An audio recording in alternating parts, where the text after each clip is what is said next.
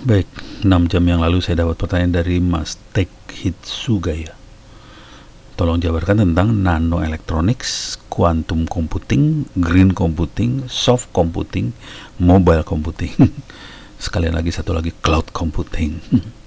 Oke, ini pertanyaan tentang apa? Mungkin lebih ke arah definisi gambaran umum tentang makhluk ini. Ini semua ada di Wikipedia sih sebenarnya, kalau mau jujur sih. Oke, saya bacain aja sambil saya terangin makhluknya itu sebenarnya apa. Oke, bentar, lihat yang ini paling gampang, yang computing ini dulu ya. Mobile computing, soft computing, green computing. Soft computing saya baru dengar juga. Emang ada soft computing ya? Coba soft computing.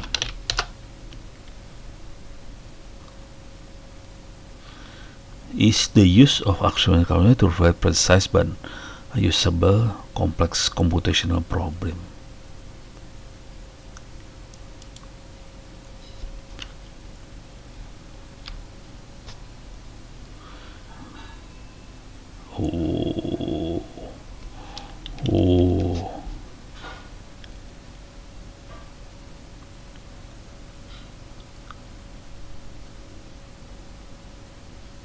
Computational intelligence.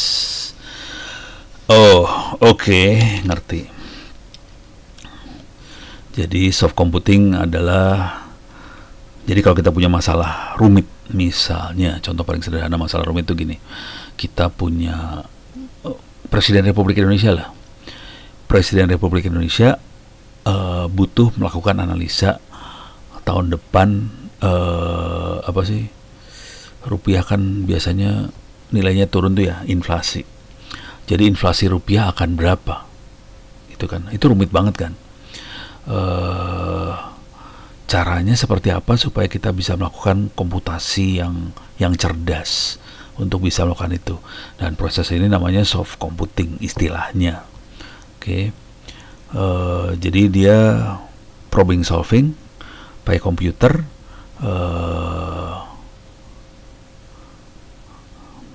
bentuknya masih aproksimasi, pendekatan aja. Nah, yang seru adalah yang dipakai. Ternyata pakainya artificial intelligence sih. AI, bisa swarm intelligence, segala macam, Bayesian network, AI, artificial neural network, expert system. Jadi ini pakainya tetap AI juga di belakangnya sih. Oke, probabilistic reasoning, ini banyaknya AI sih. Gitu. Jadi soft computing adalah computational intelligence, kira-kira masih satu keluarga sama artificial intelligence. Jadi ujung-ujungnya pakai machine learning dan teman-temannya, kira-kira gitu. Oke, ini soft computing nih ya. Mobile computing ini lebih gampang neranginnya, tapi kita cari dulu lah, biar percaya dulu. Ada di Google.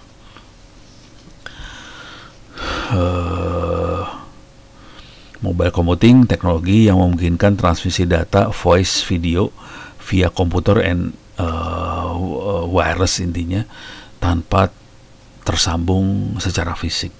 Jadi peralatan komputernya mobile. Oke. Ini ada lagi di Wikipedia, lebih keren lagi definisinya. Mobile computing, human computer interaction which computer to be transferred, transmission, pengiriman data, voice, video. Mobile computing meliputi mobile communication, mobile hardware bentuknya handphone, mobile software. Jadi semuanya di sini. Oke. Jadi mobile computing adalah komputasi yang mobile. Komputasinya apa? Bisa data, voice, video. Jadi kalau kita ngomong di telepon itu ada komputasi loh. Ada komputer yang kerja buat memproses suara kita supaya bisa dikirim lewat jaringan seluler. Jadi ada komputasinya. Jadi itu namanya kodek, decoding, encoding. Jadi ada proses kodeknya, dan kodek itu yang ngerjain komputer. Sama juga kalau kita ngirim video, nonton video segala macam, ada komputer yang kerja di situ buat mengkonversi video yang kita terima dari kamera supaya bisa dikirim ke jaringan wireless itu. Makanya itu sebutnya mobile computing, karena pakai mobil ini, pakai handphone, smartphone kayak ginian buat ngirim data lewat wireless. Wireless itu mobile. Oke. Itu mobile computing ya, udah beres. So computing beres, mobile computing. Green computing. Kalau ada kata green biasanya urusannya sama lingkungan hidup.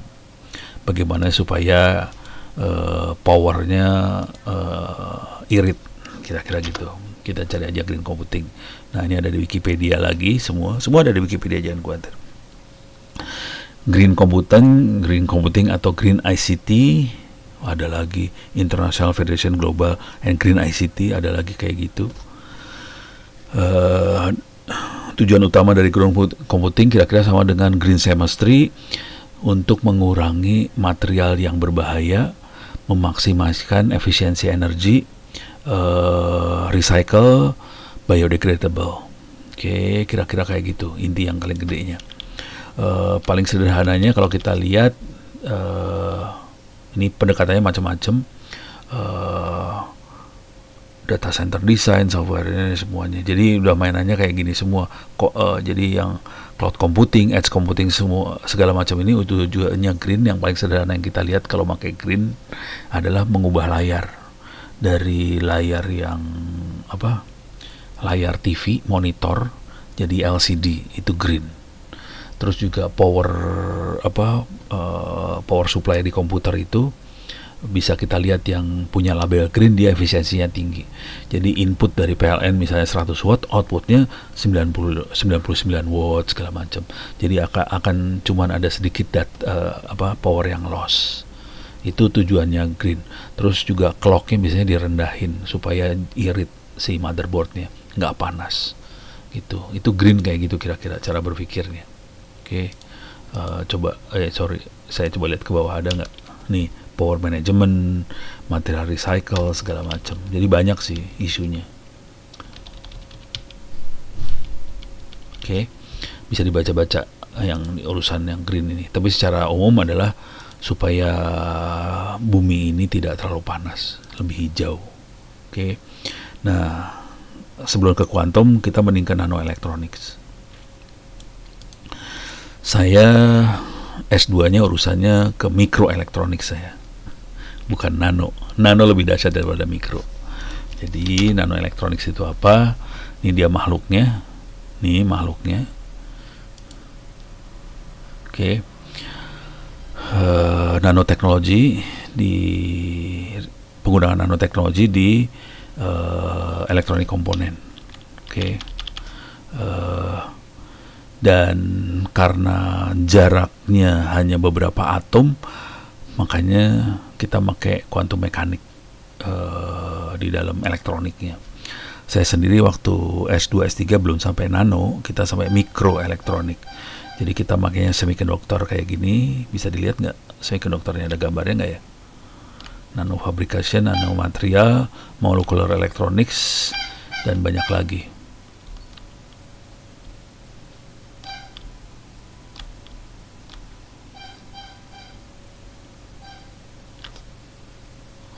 Ini karakteristik voltage gate sama voltage sama arus di drain di MOS, ngasih lihat. Dan oleh electron density-nya bisa kelihatan kayak gitu kira-kira.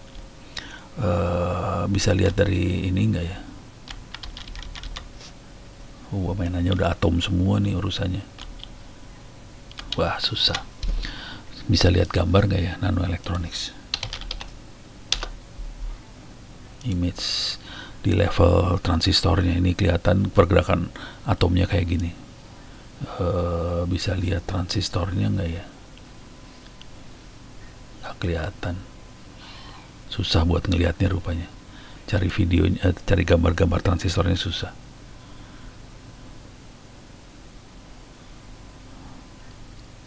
Ini mau udah di dalamnya, ini yang nano, ininya bukan nano sih, dalamnya nano. Coba CMOS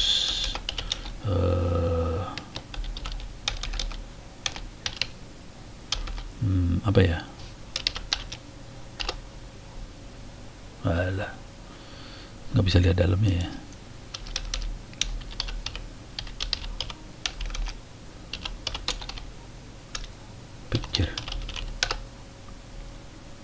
Nah, picture-nya kayak gini.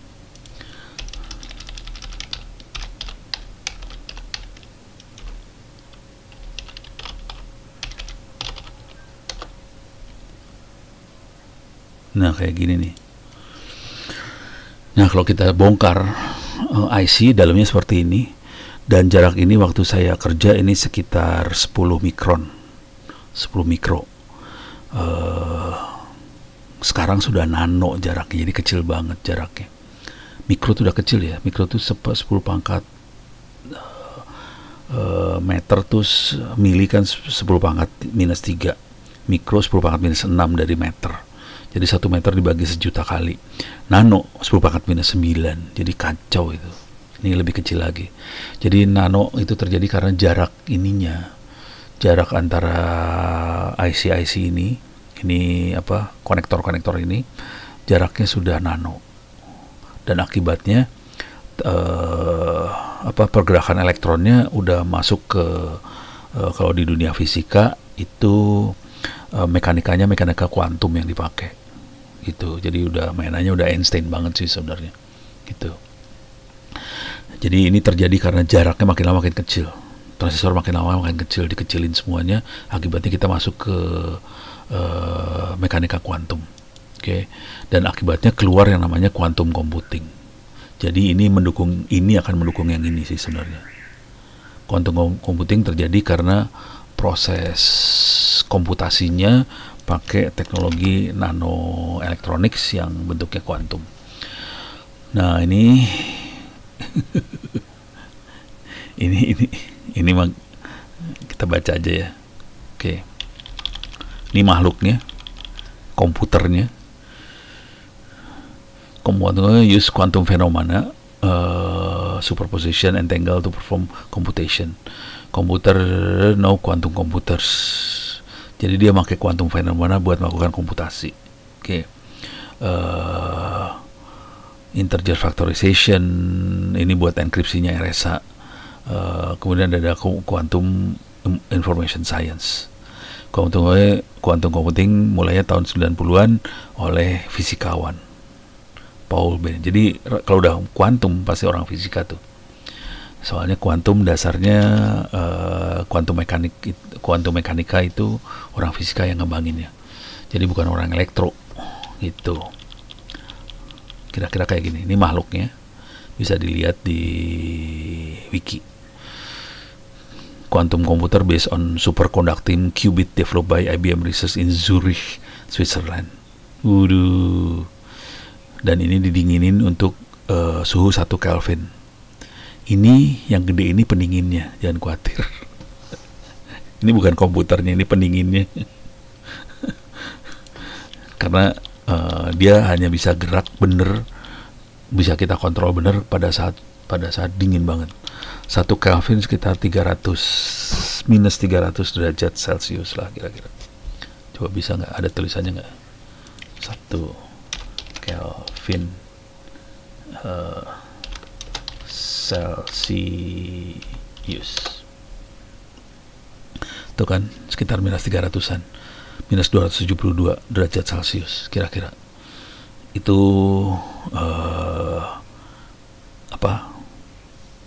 barang-barang itu kayak kalau kita manusia dimasukin ke situ udah langsung hancur, badan kita hancur. Jangan khawatir. Kalau liquid nitrogen itu berapa ya? Liquid nitrogen temperature itu nih sekitar minus hampir 200 derajat Celcius. Sementara 1 Kelvin minus 270, lebih gila lagi. Saya dulu waktu S3 mainannya yang ini soalnya, liquid nitrogen. Sekitar 200-an, minus 200-an. Jadi itu dipakai untuk quantum computing, kira-kira gitu. Dan ini Google AI.